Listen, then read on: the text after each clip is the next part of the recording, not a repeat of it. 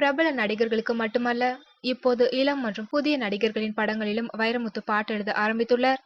கடந்த ஆண்டு இலக்கிய படைப்புகளுக்கு அதிக நேரம் ஒதுக்கிய கவிஞர் வைரமுத்து இந்த ஆண்டு அதிகமான நேரத்தை திரைப்பட பாடல்களுக்கு செலவிடுகின்றார்.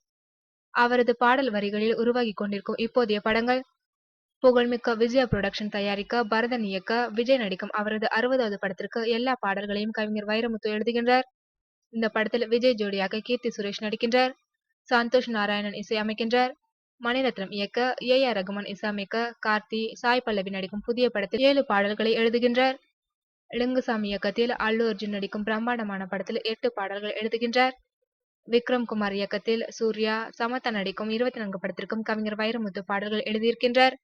இசை ஏ.ஆர். ரகுமான். சீனு ராமசாமி இயக்கத்தில் விஜய் சேதுபதி, தமன்னா நடிக்கும் தர்மதுரை படத்தில் எல்லா பாடல்களையும் கவிஞர் வைரமுத்து எழுதியிருக்கின்றார். யுவன் சங்கர் ராஜா இசையமைத்திருக்கின்றார். விஷால், ஸ்ரீதிவ்யா நடிக்க முத்தையா இயக்கும் மருது படத்தில் இமான் இசையில் கவிஞர் வைரமுத்து பாடல்கள் எழுதி வருகின்றார். ஜி.என்.ஆர். குமரவேல் இயக்கத்தில் விக்ரம் பிரபு, ரன்யா ராவ் நடிக்க இமான் இசையமைக்கும் வாகா படத்தில் இதயத்தை உருக்கும் காதல் பாடல்கள் எழுதியிருக்கின்றார்.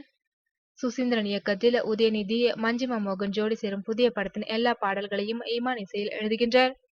இளைய தலைமுறையின் வாழ்வியல் மாறுதலுக்கேற்ப புதிய மொழிநடையை உருவாக்கி வருவதாக கவிஞர் வைரமுத்து கூறியுள்ளார். எதிர்காலத்தில் பாடல்களே இல்லாத படங்கள் வருமா என்ற கேள்விக்கு, பாடல்களே இல்லாத படங்களை தயாரிக்க முடியும். பாடல்கள் இல்லாத வாழ்க்கையை தயாரிக்க முடியுமா என்றார் கவிஞர் வைரமுத்து.